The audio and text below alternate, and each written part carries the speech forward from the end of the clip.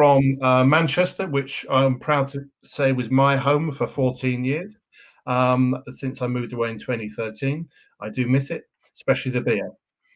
Tom, do you want to introduce yourself and then take over from here? Yeah. So thanks, Tim, for that introduction. So I'm a freelance data scientist. I've been doing data science in one way or another for about 12 years.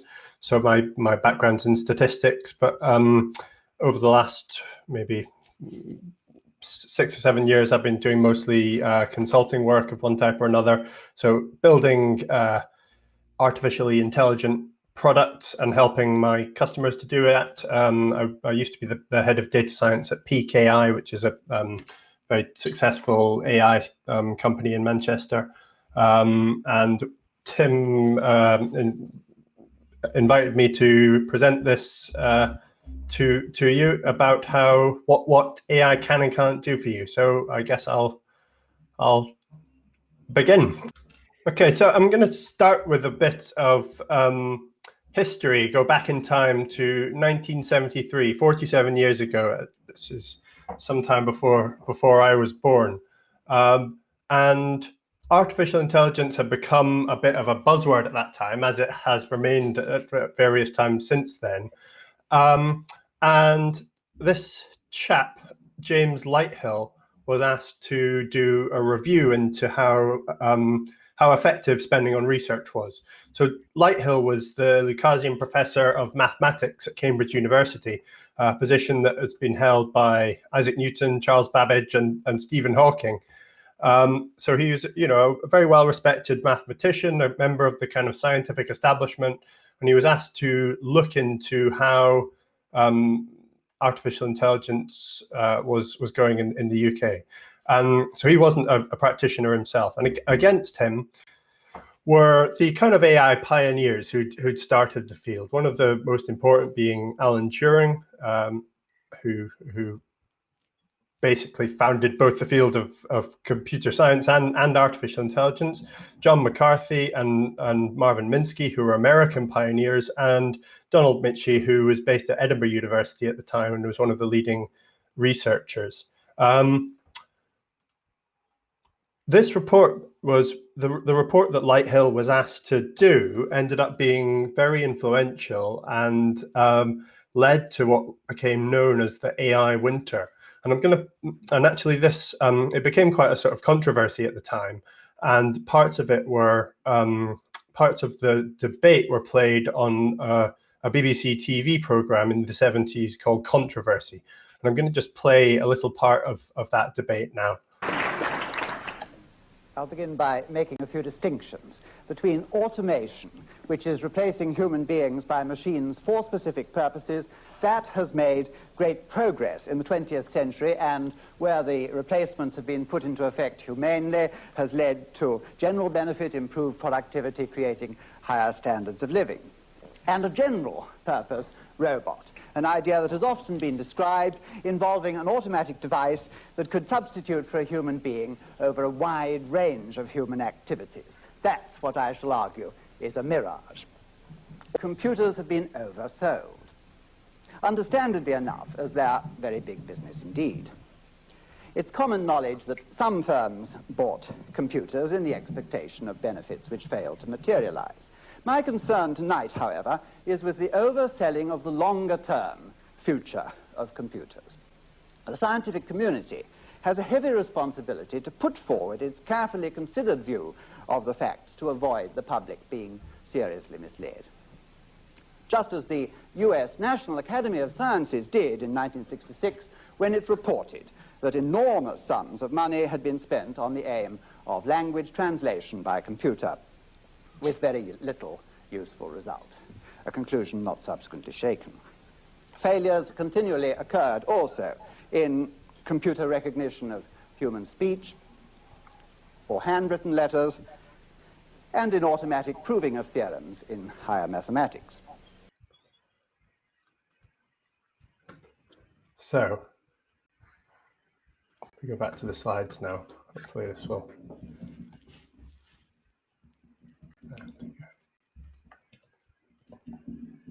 So in 1973, this guy Lighthill was very critical of artificial intelligence. He said that automation is a good thing and it works and it's useful. He was mostly talking about robotics there. That general intelligence is a mirage. So this idea that you could build a robot or an intelligence that would have general capabilities, he said that was nowhere near being achieved.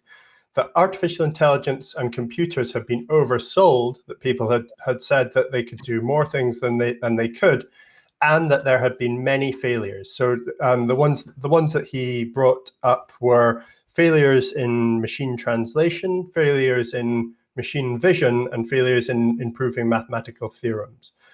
And this report ended up having a huge impact on research funding for artificial intelligence in the UK. And I think it was basically, there was zero funding for the next 10 years, which led to this, what became known subsequently as the AI winter. And UK went from being quite a leader in this field to falling behind. I think only one or two universities carried on doing AI, including Edinburgh University. And I think since then, there probably have been one or two other AI winters. So AI started becoming a bit more popular in the 80s with kind of rules-based systems, and followed by another kind of trough of disillusionment. And but recently, there's definitely been a resurgence, so probably in the last 10 years, of interest in AI, and has definitely led to what might be known as an AI spring.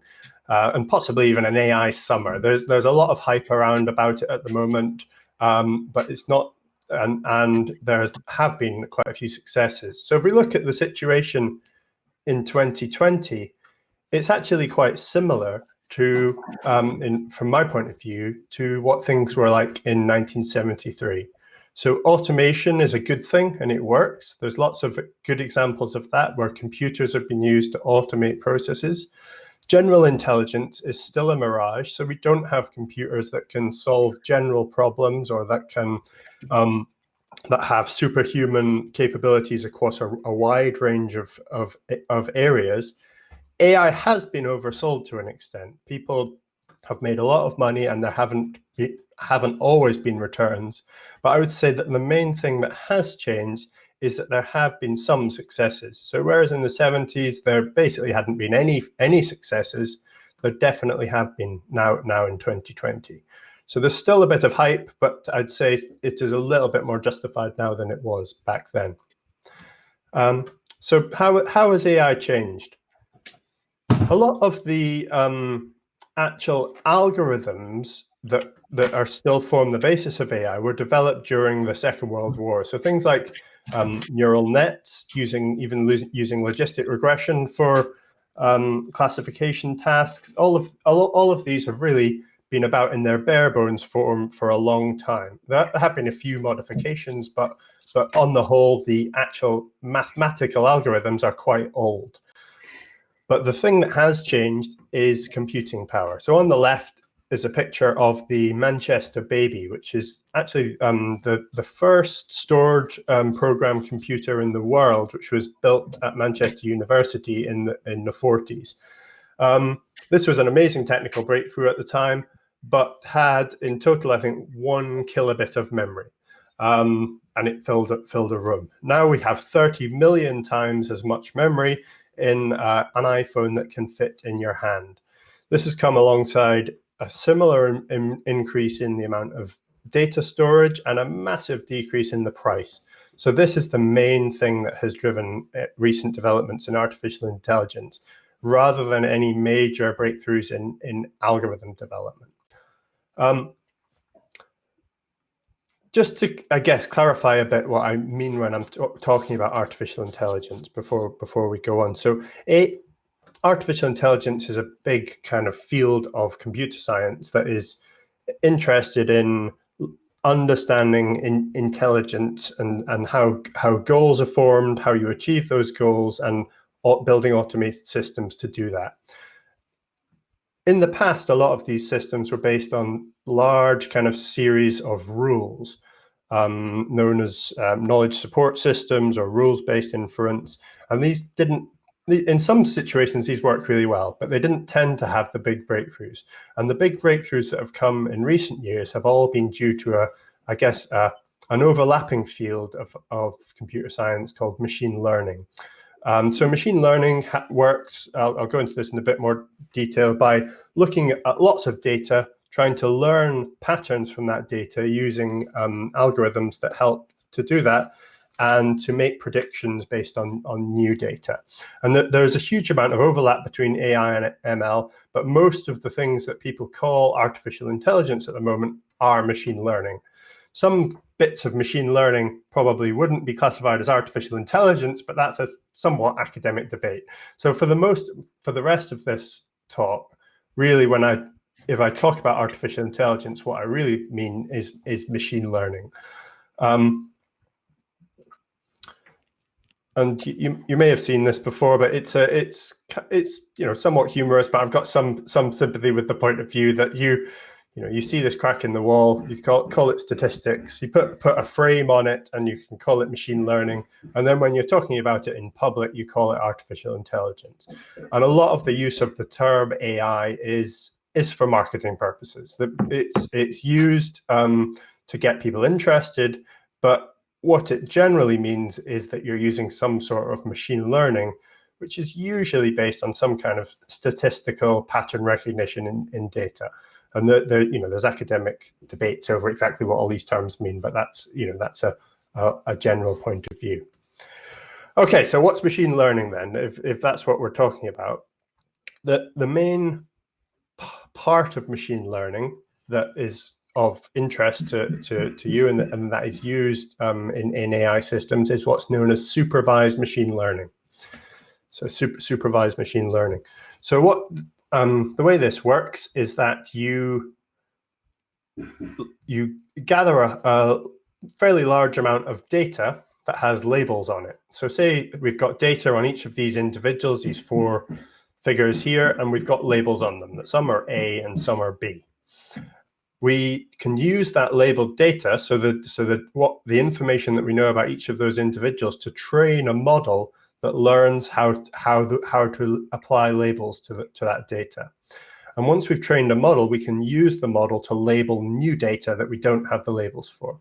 And usually that would be through some kind of probability. So we'll be able to say that this new individual on the right here has got a 95% chance of being labeled A and a 5% chance of being labeled B. So generally, the way of thinking about this is that you train the model in the situation where you know the answer, and then you use the model to make predictions where you don't know the answer. So it's about using information that you have to get information that you don't have. And that's really what all types of supervised machine learning are doing. There's a bunch of other things which I won't go into, but this is the key concept to know about. And that kind of is the main application where most machine learning has worked really well. But there have been 3 things in particular that have worked very well in the last 10 years that have generated a lot of the sort of hype around machine learning and artificial intelligence. And these are all areas where 10 years ago, humans were much, much better than computers at them. But over the last 10 years, computers have taken over human performance. So the first of these is in image recognition.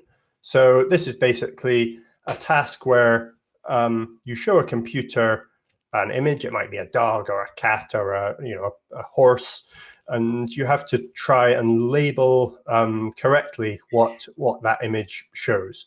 So people are quite good at this. They have a percentage error rate of about 5%, and in 2010. Computers were much, much worse than people at this. So they had about a 28% error rate. And this hadn't come down in quite a long time. But then there was some new techniques using what became known as deep learning neural networks, which suddenly increased the performance to significantly better than humans. So in around 2014, the performance on classifying images beat human performance, and now it's quite a bit better than it. On I guess this fairly tightly defined image classification task. So that has led to a lot of uses of image analysis in artificial intelligence and machine learning. The second thing that happened was in 2016, the company called DeepMind, who was bought out by Google, beat one of the world's best Go players, Lee Sedol. So Go is a board game, and it was long thought that it was very hard for computers to beat humans at it. But in 2016, using a combination of deep learning and reinforcement learning based on Monte Carlo tree search, an algorithm was able to quite comprehensively beat the world's best Go player, or one of the world's best Go players. And here you can see him looking sad because he's being beaten by a computer. So that was a big breakthrough that had probably less practical implications, but theoretically marked an important milestone. And the final big breakthrough, the one that probably I'm the most excited about, is around language understanding. So I think you will have heard James Lighthill earlier saying that there have been huge failures in machine translation.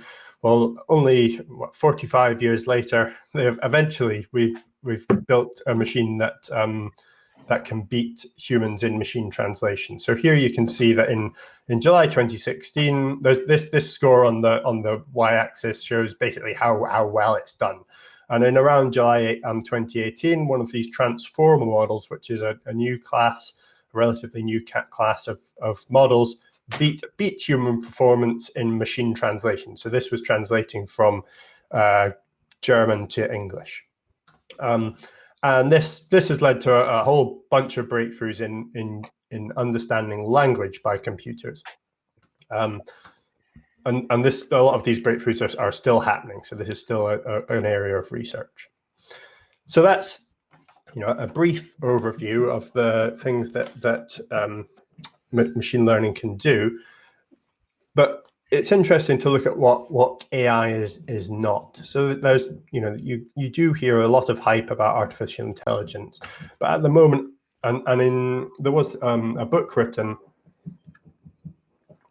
a few years ago called Superintelligence, which warned about the dangers of building super intelligent artificial intelligences that could potentially take over the world or that kind of thing. We're a long way from that. In fact, we're nowhere near that happening. At the moment, what we have are tools that can be quite good at very specific tasks if you train them and if you put in quite a lot of effort. We're nowhere near having general intelligence or anything like it. So for now, that's not something we need to worry about, and isn't something that even that many people are working on. And similarly, so that's kind of a whistle-stop tour of the history of artificial intelligence and AI. And what this talk is supposed to be about is what AI can actually do for you in a business. But I guess if we start with what AI can't do for you, it's quite can be quite instructive. So I speak to quite a lot of businesses in my role as a data science consultant, and quite often you will see, I guess, often senior managers of large companies have got this idea that AI might be magic, that you might be able to use it to solve all of your problems, to make, to do things that humans find very hard, to automate processes, and to make yourself huge amounts of money with very little effort. And unfortunately, while it is a useful tool, it's not yet magic or anything like it. And you can only solve certain types of problems, and where it can be very useful, but you can't do everything with it.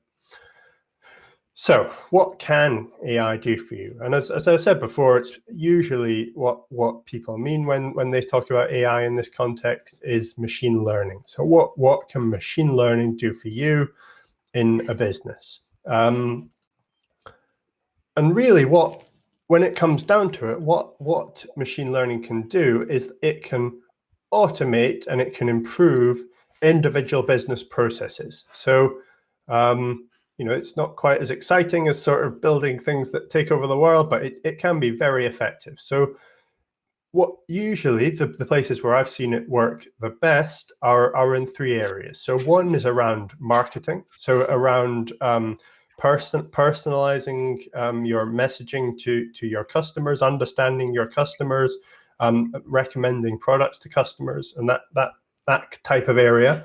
And the other side is around operations, so making your operations more efficient, whether that's forecasting demand, making your supply chain more efficient, or decreasing the amount of capital that you have tied up in equipment and so on. It can also be very effective there. And the third place where it can be effective, and it's a bit harder to generalize this, is around improving your product. So typically this is where your product is some kind of software-based product. You can improve the way it operates by introducing some use of machine learning or artificial intelligence to make it either better, faster, or cheaper. So how do you choose which business process to use machine learning for? So I guess there's two options. So firstly, you can use it to replace an existing process, or you can use it to create new processes. I tend to find it works best when you're replacing an existing process, because it's a simpler project to get going. But once you've done a few of those, you can start to think about bigger things. But in order to narrow down the options, you need to use machine learning for a task when it's valuable, it's frequent, you have enough labeled data, being wrong is okay, and there's no better solution. So I'm going to go through some examples of each of these now. So the first one is it's valuable. So so the main thing that you want to work out is building or having some kind of prediction valuable to you. And I've done a lot of applications of machine learning in kind of warehouse and logistics space. And a thing that I get asked quite often is, can you give us a forecast for demand for our products for next week or next month? And usually you can build something that creates a pretty good forecast for any product. But then what then tends to happen is they will say, okay, well, we've got a forecast, but what can we actually do with it? It's not valuable in itself just to have a forecast of demand. And so usually what you need to do is work out how having a better forecast of demand is going to be valuable to you. So whether that's something like decreasing the amount of inventory that you have in stock, which you can do quite radically if you've got very good forecasts, or decreasing the amount of staff that you might need to have in warehouses. You have to work out to make the increased accuracy valuable to yourself in some way. Just doing these things for the sake of it won't lead to anything. I guess that should be obvious. The second example, the second situation where you should use machine learning is when your task is frequent. So recommender systems of the type that you might have seen on Amazon have been some of the most successful applications of machine learning. They don't always go completely right. So this is an actual example from Amazon where somebody went to buy a baseball bat and found that the recommended products to go with it were a 3-hole balaclava and a meat tenderizer knuckle duster, which, potentially people do buy those things together, but I don't think Amazon would have wanted that to happen. So here the data has maybe led people astray. But on a more serious note, in order to use product recommender systems, you need to have frequency of sales in one of two ways. So either you're selling a large amount of combinations of items like Amazon does, or you're selling things very often to people. So if you're selling maybe one item a year to someone, so I've worked with a small bike shop before, and if you're selling one bike to somebody every 5 years or something like that, it's very difficult to build a product recommender system. So if you're selling small numbers of high value items, you can't really look at baskets of goods, and you can't really look at people's purchase history in order to recommend the next item very successfully. But if you're selling high frequency items, like you're selling trainers or fast fashion or groceries or something like that, it's much easier to build recommender systems. So the task that you're building machine learning for needs to be something that happens regularly and that you have lots of data for, and that happens frequently. The next example is that you have to have enough labeled data. So I've done some applications of machine learning in sales, and there often you have, it depends on how large your company is, how much data you'll have, and how frequent and what high value your sales are. So particularly in things like B2B sales, if you're making small numbers of very high value sales, you won't have a huge amount of labeled data. And even in cases where you perhaps are making lots of lower value sales, you don't always have labeled data. So if you were trying to, say if you were trying to predict from the universe of UK businesses who would be likely to be your customer, you might have data on people who are currently your customers.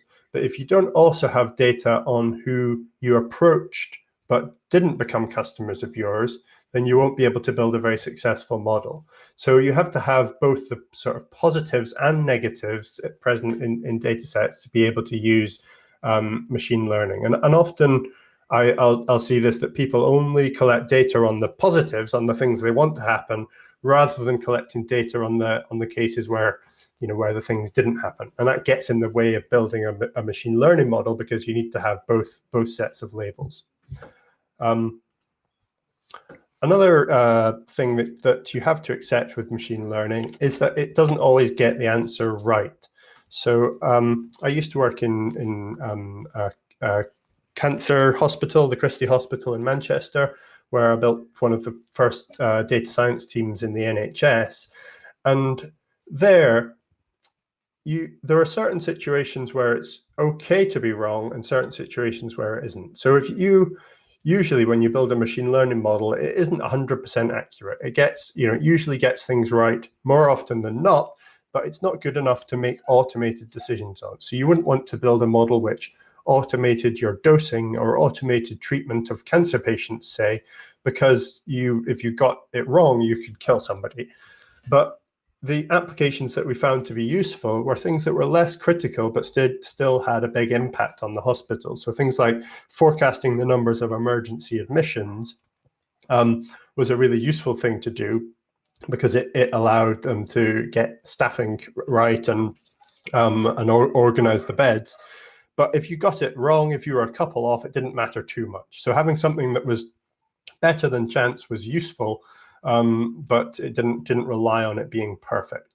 And you kind of have to accept that machine learning isn't an oracle that can get everything right. And the final one is on having no better solution. And so better here, I guess, means that either it's superior, it's a better product, it's faster, or it's cheaper. And I would argue that in kind of the area of natural language processing, the kind of digital assistants that we've got, so Siri and Alexa, I'm not a big fan of these. I don't see them as really solving any problem. So if I say to my computer, hey Siri, tell me what the weather is going to be like tomorrow, I may get the answer I want, but I may not. And a much better solution for me usually is just to type it into Google and say, what's the weather going to be like? And I'll get the answer I want faster, cheaper, and better usually. So I don't think really that a lot of these voice activated systems are actually solving a problem, because there's currently a better solution is available. That's not to say in the future they won't improve, but if you've got a better solution, use it. And similarly, if you're trying to label data, if you've got people who can do that cheaply and quickly and to a high standard, then use them. There's no point building a machine learning model to solve a problem that doesn't exist.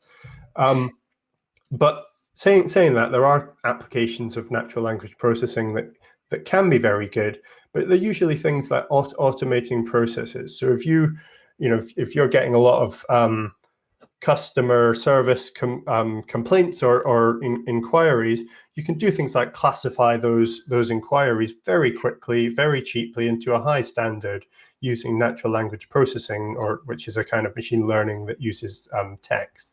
So there, the solution is much better, and it's faster and it's cheaper. So you have to only use machine learning when you can. Is basically when you need to. It's basically the message. So that's kind of a tour of the different applications of machine learning. And you might be thinking, now, how can I do this? And really, it takes four things. So the first thing that you have to have is data. Now, most companies collect data in some way already, so you can usually get going with the data that you have, but often you might need to start collecting a bit more data, or you might need to collect slightly different data or buy-in data or something like that. The second thing that you need are skills usually. So, I'd love to be able to do a skateboarding trick like this, but unfortunately I don't have the skills. I do have the skills to do data science and machine learning, and you'll need them too if you want to do them within your business. And that there's more and more data scientists about, but it is something that takes a long time to learn because it's still a research. It's still something that is in development, is what I mean. So it's not a lot of the problems aren't solved, and and a lot of the software is still young. So there's while there is increasing numbers of skills around this, you'll need to have somebody to do it for you. The next thing you'll need is some kind of tools and processes. So you need to get the right kind of software development tools and put in processes in place that can allow you to deploy automated solutions and even change behaviors to make these things have an impact in your business. This can actually be one of the most difficult steps because actually building things isn't always the hardest bit. Getting them implemented within your business can be really tricky. And the last thing you need is resources. Unfortunately, these things can have a big impact, but they're not overnight solutions. They usually take a little while to get going. You have teething problems, like any project, really. But if you're prepared to kind of put in the time and put in the energy, you can have really transformative impacts on businesses with these things.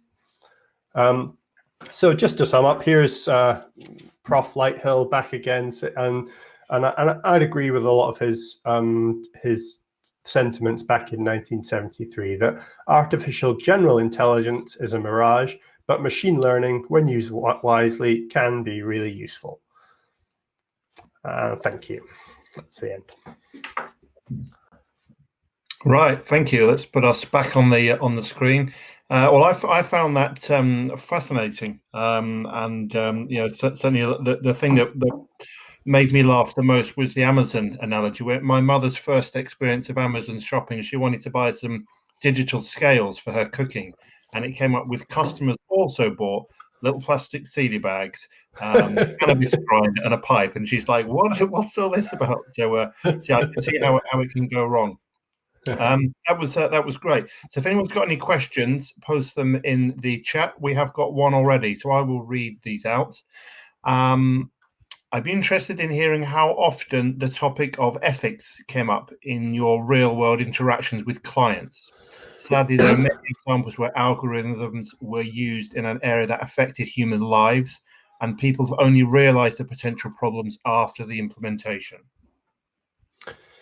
Yeah, so people do think about ethics a lot in the applications of artificial intelligence, and I think that I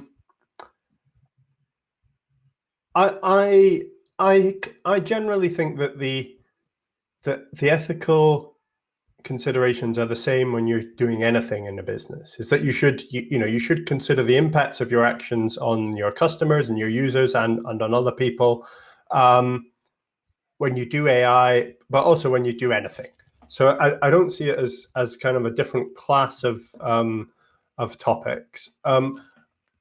in the implementations of things that I've seen, I haven't seen a lot of cases where there was obvious grounds for kind of ethical discriminations. Where the one where I have seen it and where there's been a lot of consideration on it is around recruitment. So there have been a number of high-profile cases where there was some machine learning algorithms that were used to do recruitment, which didn't work very well. So they ended up I think there was an example of it was a project that Amazon did where machine learning was used for recruitment, and it ended up discriminating against women quite heavily, basically because in the training data, most of the software engineers were men.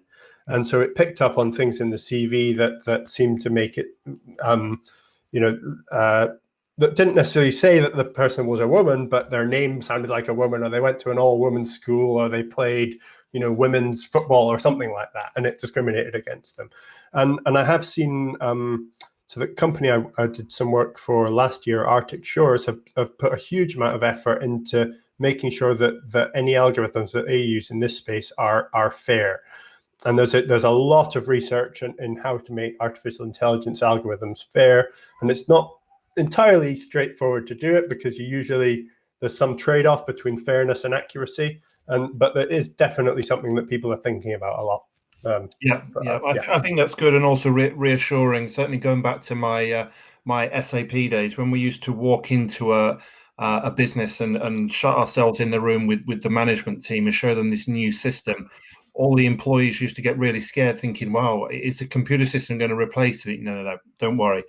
Your jobs are going to be safe. You're just going to be doing it differently, and it's going to help the company to make more money. And we had to work with the management team to kind of coach them on how to sell it to the employees, because as you quite rightly said, with any IT deployment, whether it's AI, machine learning, or ERP or whatever else, you need the employee buy-in. Otherwise, it's not going to work.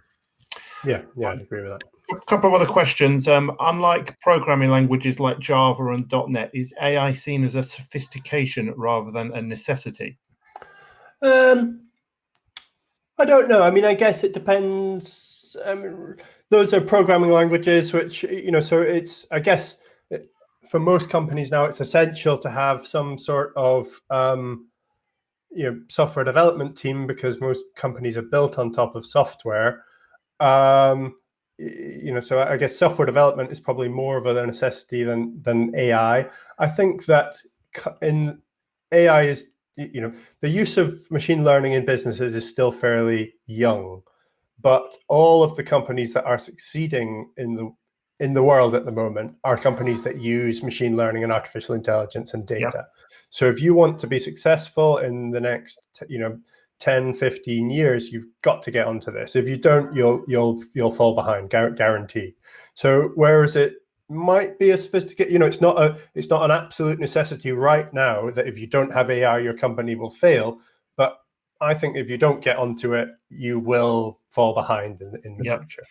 And I think that kind of leads us on to the next question, really. And I mean, certainly from a general business point of view, this gentleman's questioned, most companies experimenting with AI. So does the pandemic make them put this on pause?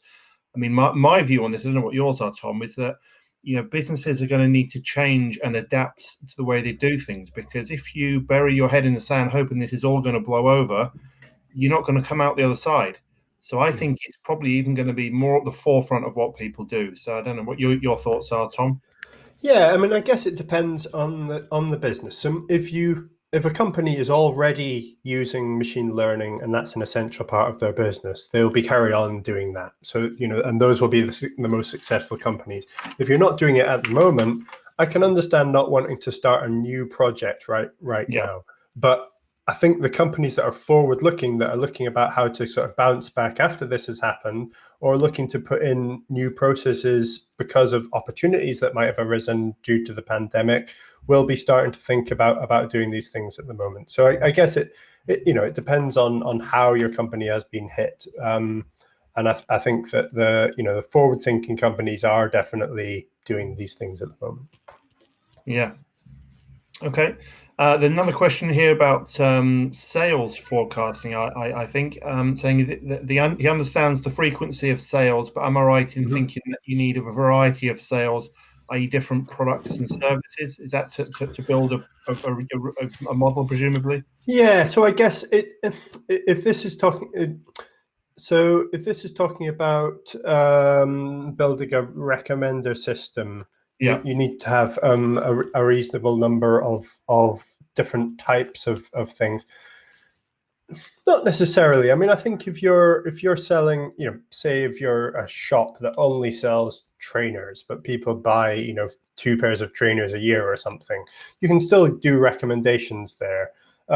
So because people who bought one type might want another. So I don't think necessarily having a large variety is essential. I think if you only sell one thing, if you're a company that just sells a certain service or a piece of software, you probably can't do product recommendation, but you can do things where you would identify customers. So it's the other way around. You're kind of doing customer recommendation. You say, customers who bought this look a bit like this potential customer over here, if that makes sense. So it's kind of flipping it on its head. But frequency and amount of volume of data is really the key thing.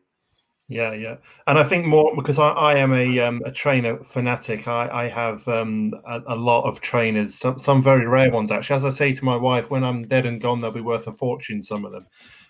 But yeah, I sort of liken stuff on Instagram, and then more and more things come into my feed, and it's obviously working off the algorithm, seeing what I like, and like, oh wow, these new trainers are dropping tomorrow. This Off-White collaboration, I must have those, right? Okay, so yeah, it's scary sometimes. Yeah. On to the next question. As I feel that the business world, particularly finance, insurance, are jumping on the AI ML bandwagon without really understanding it, as per contracts, jobs being posted, etc. Is AI and ML leading a lot of management down a path which they don't appreciate, and what should be done to educate these managers? I do kind of agree. I mean, sort of insurance and banking and finance, a lot of it's going down that route at the moment. So interested to get your views on that one as well, Tom.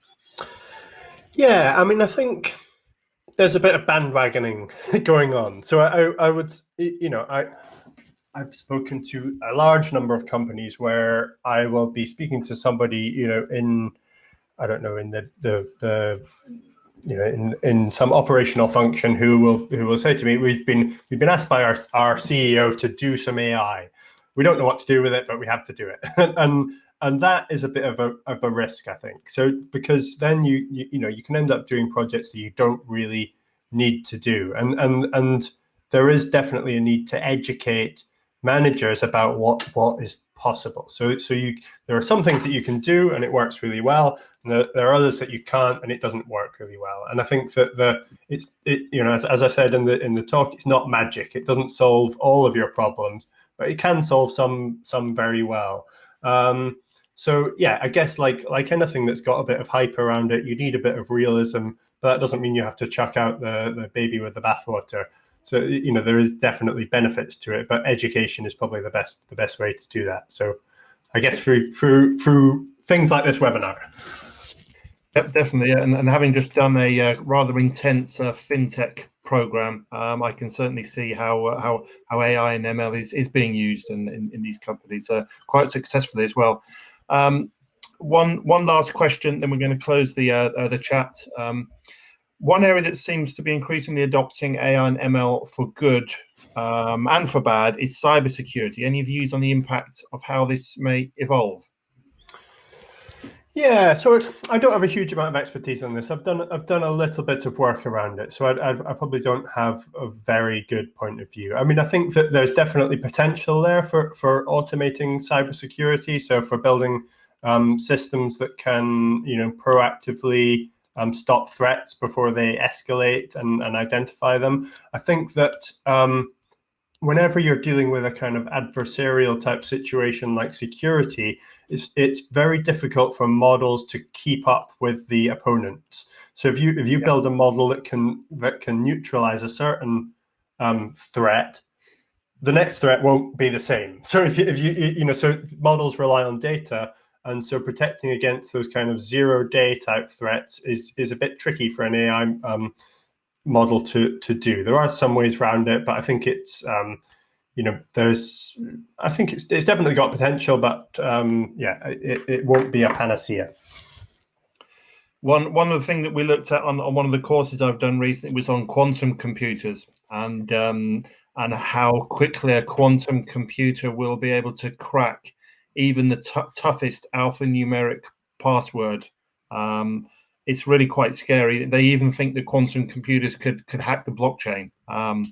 We're quite a long way away from this being mainstream, but it's certainly something that people are considering at the moment. And if anyone's interested, do some research on quantum computing. It'll blow your mind, as Tom will probably tell you. So, okay, that's fantastic. Questions are finished. Tom, that was awesome. I think that was really, really inspiring.